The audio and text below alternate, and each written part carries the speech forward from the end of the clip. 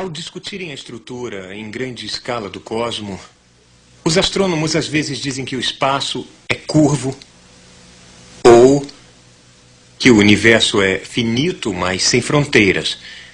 Do que é que eles estão falando? Vamos imaginar que somos perfeitamente planos, eu digo absolutamente planos, e que vivemos, muito apropriadamente, na Planolândia, uma terra projetada e batizada por Edwin Abbott, um estudante shakespeariano que viveu na Inglaterra vitoriana. Todo mundo na Planolândia é claro, excepcionalmente plano. Nós temos quadrados, círculos, triângulos, nós todos corremos por aí e podemos entrar em nossas casas e fazer nossas coisas planas. Bom, nós temos largura e comprimento, mas não temos altura alguma. Estas figuras recortadas têm uma altura mínima, mas vamos ignorar isso. Vamos imaginar que são absolutamente planas. E neste caso, nós temos noção, nós, moradores de Planolândia, de esquerda e direita, de frente e trás, mas nunca ouvimos falar de embaixo e em cima. Bom, vamos imaginar que chegue a Planolândia, pairando sobre ela uma estranha criatura tridimensional que, estranhamente, parece uma maçã. E essa criatura tridimensional vê um quadrado atraente e de boa aparência, o vê entrar em sua residência e resolve, em um gesto de amizade interdimensional, dizer olá. Olá, diz a criatura tridimensional. Como vai? Eu sou um visitante da terceira dimensão. Bom, o coitado do quadrado olha em volta, em sua casa fechada, não vê ninguém e, além disso, testemunhou uma saudação vinda de seu interior, uma voz de dentro. Ele, com certeza, está ficando preocupado com sua sanidade. A criatura tridimensional está infeliz por ser considerada uma aberração psicológica.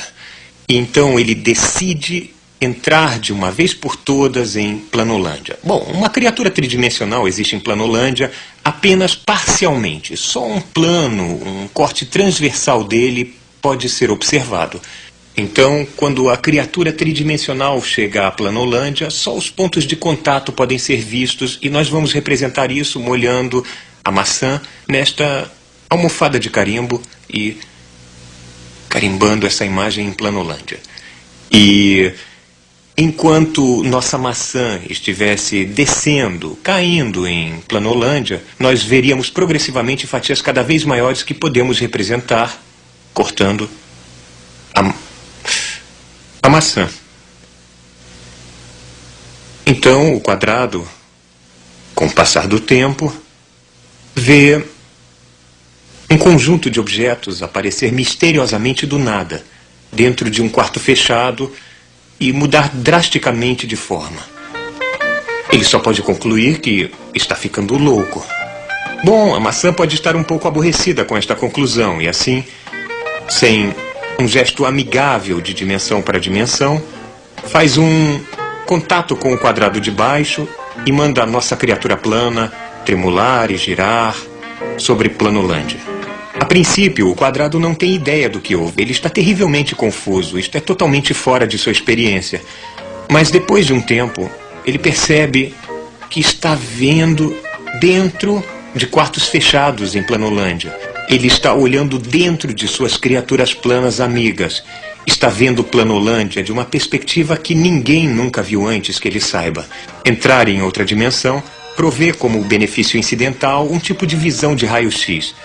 Agora a nossa criatura plana desce lentamente à superfície e seus amigos correm para vê-la. Do ponto de vista deles, ela apareceu misteriosamente do nada. Não veio andando de outro ponto, ela veio de um outro lugar.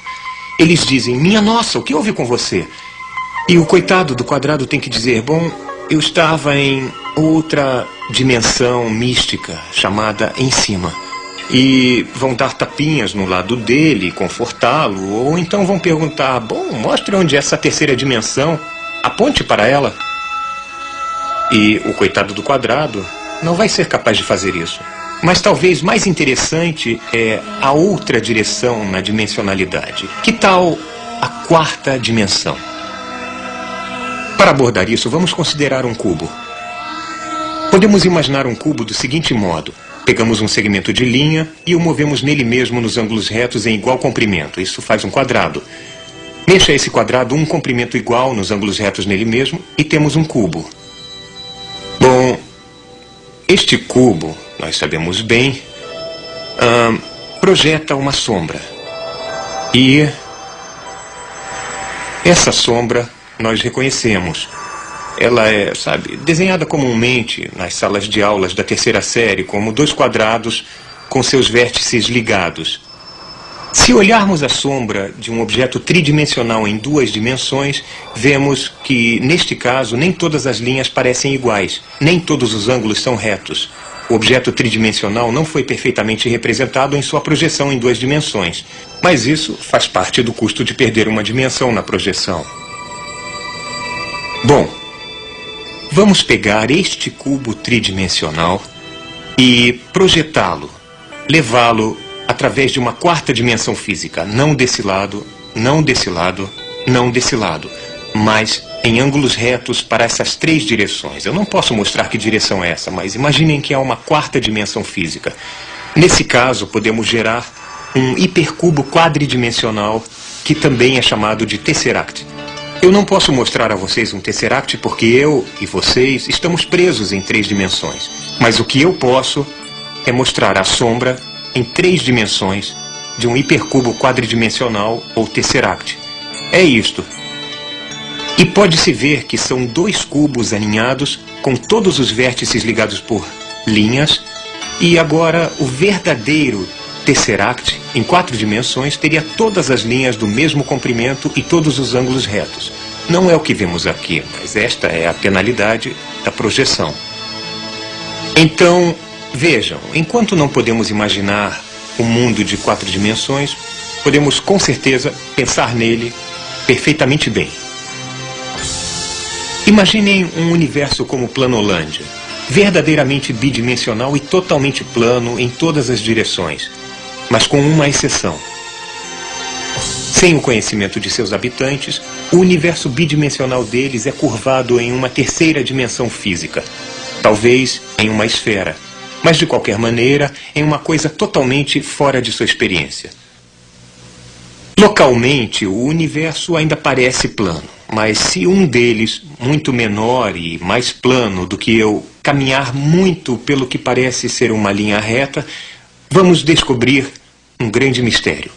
Suponham que ele tenha marcado este ponto inicial aqui e partiu para explorar seu universo. Ele nunca se vira e nunca chega a uma borda. Ele não sabe que seu universo, aparentemente plano, na verdade é curvo em uma esfera enorme. Ele não sente que está andando em volta de um globo. Por que seu espaço deveria ser curvo? Porque há tanta matéria nesse universo que ele dobra gravitacionalmente o espaço, fechando-o atrás de si mesmo em uma esfera. Mas o nosso habitante de Planolândia não sabe disso. Depois de muito tempo, vamos descobrir que ele de algum modo voltou para seu ponto de partida. Deve haver uma terceira dimensão. Nosso habitante de Planolândia não conseguiria imaginar essa terceira dimensão, mas com certeza pode deduzi-la. Agora aumentem todas as dimensões desta história em um e teremos algo como a situação que muitos cosmólogos acham que pode, na verdade, aplicar-se a nós.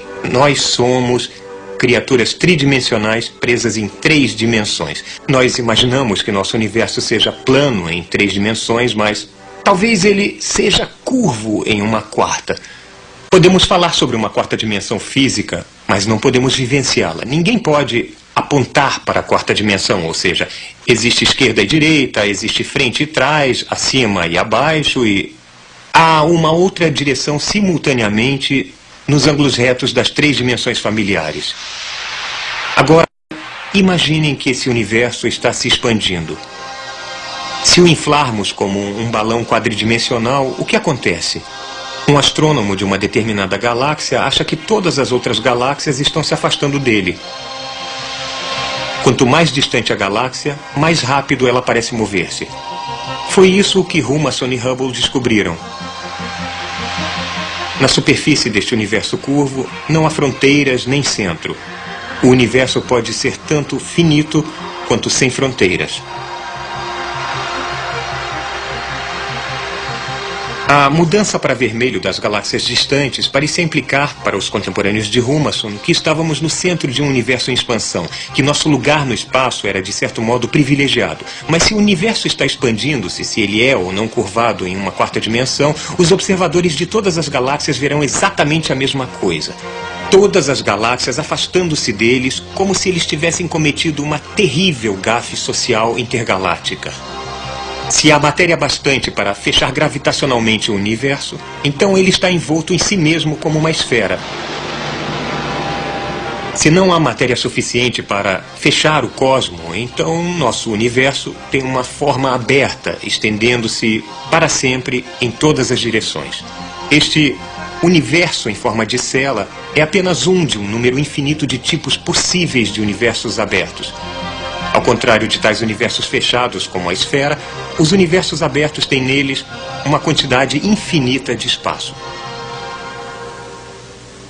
Se o nosso universo é de fato fechado, então nada pode sair. Nem matéria, nem luz. Nós então viveríamos dentro de um buraco negro. Mas há uma saída possível. Um túnel hipotético, ou buraco de minhoca, através da próxima dimensão mais alta. Um lugar sugando matéria e luz. Podemos achar tal buraco de minhoca? Podemos sobreviver à viagem? Podemos emergir em outro lugar e outro tempo. Talvez em um outro universo. Ou talvez em algum outro lugar em nosso próprio universo. Se vocês quiserem saber como é dentro de um buraco negro, olhem em volta. Mas nós ainda não sabemos se o universo é aberto ou fechado. Mais do que isso, há alguns astrônomos que duvidam que a mudança para vermelho de galáxias distantes seja devida ao efeito Doppler, que são céticos em relação ao universo em expansão e ao Big Bang.